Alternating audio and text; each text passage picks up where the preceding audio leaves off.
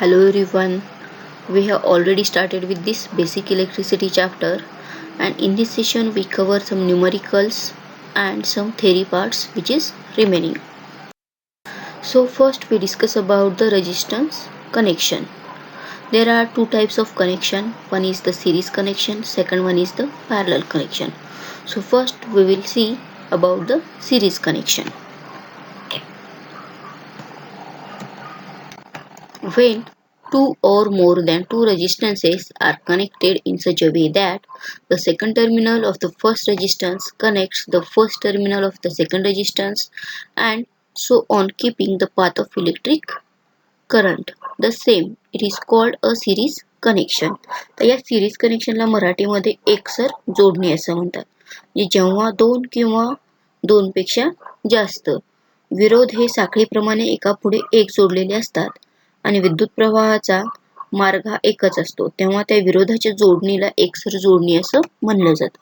आता तुम्हाला डायग्राम दिसत असेल, त्या डायग्राम मध्ये बघा R1 आणि R2 हे दोन रेजिस्टर्स दाखवलेले आहेत. त्याचे दोन टर्मिनल्स असतील. रेजिस्टर R1 घ्या, त्याचा हा वन टर्मिनल आणि हा सेकंड टर्मिनल असेल. तसंच R2 घ्या, त्याचा हा फर्स्ट टर्मिनल असेल आणि हा सेकंड टर्मिनल असेल. आता जसं की इथं दिलेलं आहे की second terminal of first resistor is connected with the first terminal of second resistance. म्हणजेच जेव्हा कधी पहिल्या रेजिस्टन्सचा सेकंड टर्मिनल हा दुसऱ्या रेजिस्टरच्या पहिल्या टर्मिनलशी जोडलेला असतो आणि अशाच पद्धतीनं पुढे ही जोडणी असते, तर या जोडणीला आपण एकसर जोडणी असं म्हणतो. आता इथे जो इलेक्ट्रिक करंट फ्लो होत असतो ह्या सर्किट मधनं, तर हा सगळ्या रेजिस्टर मधनं सेमच असतो, पण इथे व्होल्टेज जे आहे तर ते डिफरंट असतं. आता ह्या सर्किटसाठी टोटल रेजिस्टन्स किती किंवा इक्विव्हॅलंट रेजिस्टन्स किती हे आपल्याला कॅल्क्युलेट करावं लागेल. आता ते कसं कॅल्क्युलेट करायचं, याचा काय फॉर्म्युला आहे हे पाहूयात आपण. डायग्राम मध्ये तुम्ही बघतच आहात R1 R2 दोन रेजिस्टर्स आहेत. त्यांच्या करंट जो फ्लो होत आहे तो असेल I आणि व्होल्टेज किती आहे, R1 साठी V1 आहे, R2 साठी V2 आहे. त्यांच्या अक्रॉसचे व्होल्टेज आहे तर ते R1 साठी V1 असेल, R2 साठी V2 असेल आणि टोटल व्होल्टेज V आहे. आता इथं काय म्हणलेलं आहे आपण की current in each resistance is same but voltage is different. म्हणजे व्होल्टेज हे वेगवेगळं आहे आणि करंट हे सेमच आहे त्या रेजिस्टन्ससाठी. तर आता जे डिफरंट आहे त्याचा वापर करून आपण टोटल रेजिस्टन्स कॅल्क्युलेट करूयात. So V is equal to V1 plus V2. आता V हे व्होल्टेज आहे. आता हा जो R1 आहे याच्या अक्रॉस व्होल्टेज V1 आहे, R2 जो आहे त्याच्या अक्रॉस V2 व्होल्टेज आहे. आता इथं ओहम्स लॉ यूज करूयात आणि V जो आहे त्याला रिप्लेस करूयात I आणि R च्या स्वरूपामध्ये. म्हणजेच V साठी आपण ठेवलेला आहे फॉर्म्युला I इंटू R. तसंच V1 साठी असेल IR1, V2 साठी असेल IR2. आता या दोन्हीमधनं जर I कॉमन काढला तर काय येईल, IR is equal to I into bracket R1 plus R2. आता इथं I हे सेम आहे त्यामुळे हे दोन्हीही कॅन्सल होऊन जाईल आणि व्हॅल्यू येईल R is equal to R1 plus R2. आता इथे आपण जे कॅल्क्युलेट केलेला आहे टोटल रेजिस्टन्स, तर तो फक्त दोन रेजिस्टन्ससाठी आहे. जर दोनपेक्षा जास्त असतील तर त्या केसमध्ये सुद्धा सगळ्याच रेजिस्टन्सचं आपल्याला ॲडिशन करायचं आहे. म्हणजे त्यासाठी फायनल फॉर्म्युला असेल R is equal to R1 plus R2 plus up to RN. म्हणजे जेवढे काही नंबर ऑफ रेजिस्टन्स असतील त्यांचे आपल्याला समेशन करायचं आहे. तर हे झालं सिरीज कनेक्शन विषयी. पुढे आहे पॅरलल कनेक्शन. बघा, when two or more resistances are connected by their first terminal to the first terminal and second terminal to second terminal and a current is transmitted becomes parallel connection. Parallel कनेक्शनला आपण समांतर जोडणी असं म्हणतो. या समांतर जोडणीमध्ये काय केलेलं आहे, जे रेजिस्टन्स दाखवलेले आहेत R1 आणि R2 डायग्राममध्ये, तर फर्स्ट टर्मिनल दोन्हीचेही एका ठिकाणी कनेक्ट आहेत. तसंच दोन्हीचेही सेकंड टर्मिनल्सही एका ठिकाणी जोडले आहेत. म्हणजेच जेव्हा कधी दोन किंवा अधिक विरोध हे आकृतीत दाखवल्याप्रमाणे एकमेकांना समांतर जोडलेले असतात, तेव्हा विरोधाच्या अशा जोडणीला आपण समांतर जोडणी असं म्हणतो. तर हे झालं समांतर जोडणीविषयी. आता इथे सुद्धा टोटल रेजिस्टन्स किती असतो आपल्याला हे कॅल्क्युलेट करावं. समांतर जोडणीसाठी आपल्याला टोटल रेजिस्टन्स हा कॅल्क्युलेट करायचा आहे. डायग्राम जर तुम्ही पाहिली तर R1 जे आहे तर त्याच्यामधनं करंट किती फ्लो होत आहे I1, R2 मधनं किती होत आहे I2 आणि व्होल्टेज किती आहे अक्रॉस द सर्किट ते आहे V. आता इथं व्होल्टेज जे आहे ते दोन्ही रेजिस्टन्ससाठी सेम असणार आहे, परंतु करंट हे काय असेल डिफरंट असेल. So voltage in each resistance is same but the current is different. आता जे डिफरंट आहे त्याचा आपल्याला यूज करायचा आहे टोटल रेजिस्टन्स कॅल्क्युलेट करण्यासाठी. त्यामुळे I is equal to I1 plus I2 असं घेतलेलं आहे. सो आयला आपण रिप्लेस केलेलं आहे V by R according to Ohm's law. So V by R is equal to V by R1 plus V by R2. आता इथं V जे आहे ते कॉमन काढलं.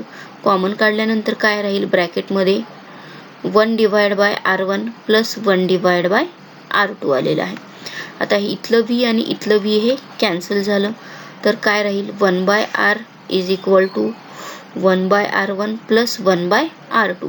आता इथं आपण दोन रेजिस्टन्स वापरून दाखवलेलं आहे, पण नंबर ऑफ रेजिस्टन्स असतील तर त्यासाठी काय फॉर्म्युला असेल 1 by R is equal to 1 by R1 plus 1 by R2 up to 1 by RN पर्यंत असेल ते. म्हणजेच नंबर ऑफ रेजिस्टन्ससाठी हा फॉर्म्युला आपल्याला यूज करता येईल. तर हे झालं पॅरलल कनेक्शन विषयी. पुढे असेल इलेक्ट्रिकल पॉवर अँड एनर्जी. आता तुम्हाला डायग्राम मध्ये एक सर्किट दिसत आहे. या सर्किटच्या अक्रॉस व्होल्टेज किती आहे V आहे, करंट फ्लो किती आहे I आहे आणि हा रेजिस्टन्स आहे R. तर जेव्हा कधी आपण कुठल्याही सर्किटच्या अक्रॉस व्होल्टेज अप्लाय करतो त्यावेळेस काय होतं की इलेक्ट्रॉन्स हे फ्लो होत असतात अक्रॉस दिस रेजिस्टन्स. तर त्या इलेक्ट्रॉन्सला जे वर्क करावं लागत आहे to flow across this resistance, जर ते आपण पर युनिट टाइम कन्सिडर केलं तर त्यालाच आपण इलेक्ट्रिकल पॉवर असं म्हणतो. किंवा डिफाईन बघा कसं होणार electrical power. The rate at which the work is done in electrical circuit is called electrical power. म्हणजेच व्होल्टेज अप्लाय केलं, व्होल्टेज अप्लाय केल्यानंतर इलेक्ट्रॉन्स फ्लो होतील म्हणजे करंट फ्लो होईल. करंट फ्लो कशाच्या होणार आहे थ्रू द रेजिस्टन्स. तर यावेळी काहीतरी वर्क होईल आणि तेच जर आपण पर युनिट टाइम घेतलं तर त्यालाच आपण इलेक्ट्रिकल पॉवर असं म्हणतो. So the rate at which the work is done in electrical circuit is called electrical power. ते कॅल्क्युलेट कसं करणार. So electrical power is equal to असेल current into voltage. Therefore P is equal to I into V. आता इथे जर आपण ओहम्सला use केला आणि आयच्या ऐवजी व्हॅल्यू ठेवली V बाय R तर फॉर्म्युला असेल P is equal to V square by R. म्हणजे पॉवर बरोबर व्होल्टेजचा वर्ग भागिले रेजिस्टन्स असं येईल. तसंच P is equal to IV आहे, तिथं Vला जर आपण रिप्लेस केलं I इंटू R ने तर तिसरा हा फॉर्म्युला मिळेल आपल्याला P is equal to I square into R. आता इलेक्ट्रिकल पॉवरचं युनिट काय असतं तर ते असणार आहे वॅट किंवा किलोवॅट असं इथे वापरलं जाऊ शकतं.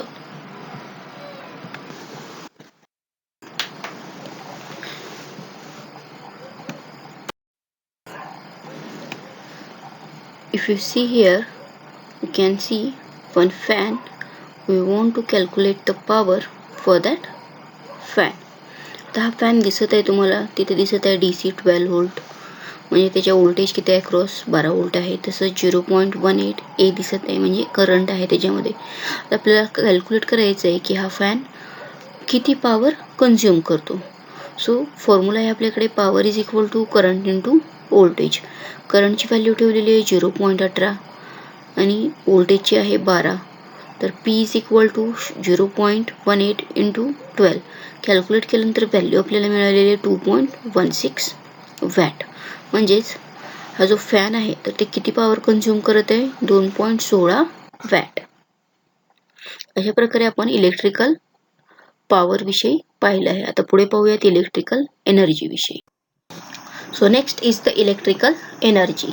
The energy which is caused by the movement of the electrons from one place to another, such type of energy is called electrical energy. The electrical energy किंवा एक एनर्जी आपण डिफाईन केलं मेकॅनिकल तर त्याला आपण म्हणतो की कॅपॅसिटी टू डू वर्क म्हणजे कार्य करण्याची जी क्षमता आहे त्यालाच आपण ऊर्जा असं म्हणतो. आता इथं पण जे कार्य केलेलं आहे ते कशासाठी केलेलं आहे तर इलेक्ट्रॉन मूव्ह करण्यासाठी. तर ती जी क्षमता असणार इलेक्ट्रॉन मूव्ह करण्याची त्यालाच आपण इलेक्ट्रिकल एनर्जी असं म्हणणार आहात इथे. ते कॅल्क्युलेट कसं करायचं? So E is equal to P into t, म्हणजे electrical energy is equal to electrical power into time. आता याचं युनिट काय असेल तर ते असणार आहे किलोवॅट आवर, म्हणजेच पॉवरचं युनिट वॅट किंवा किलोवॅट असेल आणि टाईमसाठी युनिट असणार आहे आवर. त्यामुळे युनिट तयार झालेलं आहे इथे इलेक्ट्रिकल एनर्जीचं kilowatt hour. Numerical number 1. Find the current flows through a 10 ohm resistance when connected to a voltage of 20 volts. Solve करूयात. गिव्हन डेटा काय काय आहे? ओल्ड दिलेला आहे 20 volts, रेजिस्टन्स दिलेला आहे 10 ओहम, कॅल्क्युलेट करायचं आहे current. So according to Ohm's law काय असेल? I is equal to V by R. Values put करा. I is equal to 20/10. Calculate केल्यानंतर व्हॅल्यू मिळालेली आहे 2 ampere. So current flows in the circuit is 2 ampere. Example number 2. 0.2 ampere current flows in the resistance of 10 ohm. Find its potential difference across its ends. Solve करूयात. Given काय आहे? Current आहे 0.2 ampere, resistance दिलेला आहे 10 ohm. आपल्याला voltage calculate करायचं आहे. So according to Ohm's law, V is equal to IR. Values ठेवा. V is equal to 0.2 into 10. Value आलेले 2 volts. So potential difference across its ends is 2 volts. Third, the potential difference between two ends of a conductor is 10 volts. If 2 ampere current flows through conductor, what will be the resistance of conductor? Solve करूयात. Given data असेल olds 10 volts दिलेला आहे, current दिलेला आहे 2 ampere, calculate करायचं आहे resistance. So according to Ohm's law R is equal to V by I. Values ठेवा. R is equal to 10/2, R is equal to 5 ohm. तर रेजिस्टन्स ऑफ कंडक्टर आलेला आहे 5 ओहम्स.